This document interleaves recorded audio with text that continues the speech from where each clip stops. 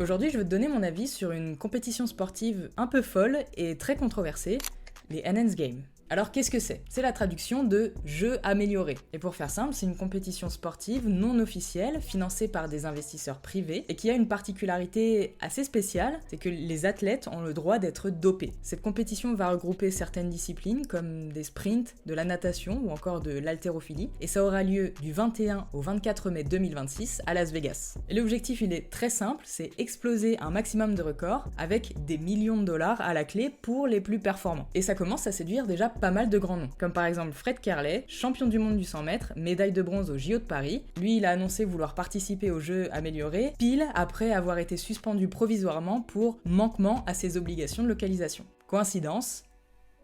Je te laisse juger. Mais c'est pas sur lui que je vais faire la vidéo. Moi, ce qui m'intéresse, c'est le concept même de cette compétition. Parce que perso, et ça n'engage que moi, et t'as totalement le droit de penser l'inverse de moi, y a aucun souci là-dessus. Pour moi, c'est un concept totalement idiot. Idiot parce que pour commencer, ça salit totalement les valeurs du sport. Pour moi, le sport, c'est l'abnégation, le dépassement de soi, le courage, les échecs, le respect. Et en fait, en te dopant, tu craches un peu sur tout ça. Et pour moi, c'est aussi quelque part un aveu de faiblesse. Parce que si t'es si bon, si t'es si fort, si t'es si discipliné, pourquoi t'as besoin de te doper pour battre les autres? Et d'ailleurs, battre les autres, c'est quelque chose qui tient pas debout avec cette compétition. Parce qu'on est d'accord que tous les athlètes vont pas partir sur un même pied d'égalité. Ceux qui ont les moyens vont se tourner vers les substances dernier cri. Et ceux qui n'ont pas les moyens vont se tourner vers des cocktails beaucoup plus dangereux et beaucoup plus approximatifs. Donc pour moi, c'est pas une course sportive, c'est une course à celui qui voudra jouer à l'apprenti chimiste le plus téméraire. Sympa l'ambiance. Et il y a un autre point qui me chafouine, c'est que si tu participes à cette compétition, c'est un aller simple. C'est-à-dire que tu peux oublier les Jeux Olympiques, les championnats européens, etc.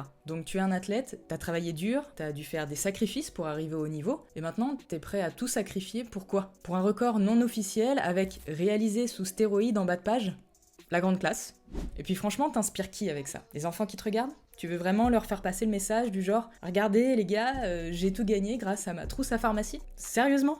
Alors après, il y a 2 points à souligner. Premier point, oui, le dopage existe. Oui, il a cours dans les meilleures compétitions internationales. On est d'accord, aucun débat là-dessus. Mais la différence, c'est qu'il est chassé et relativement invisibilisé. Et quand t'es pris, on te fait une misère médiatique. Deuxième point, j'entends que l'appât du gain soit tentant. Pour beaucoup, une grande majorité même d'athlètes, un chèque d'1 million d'euros, c'est un game changer. Il faut rappeler que beaucoup d'athlètes, même en France, ne vivent pas de leur sport et sont obligés de cumuler sport et activité professionnelle en parallèle. Donc c'est chaud, je l'entends. Mais honnêtement, est-ce que c'est le prix de ta santé, de ta carrière et de ton image? Pas sûr, hein. Allez, donne-moi ton avis en commentaire, ça m'intéresse vraiment et on peut vraiment en débattre ensemble. Moi je file, abonne-toi et surtout prends soin de toi. Bise.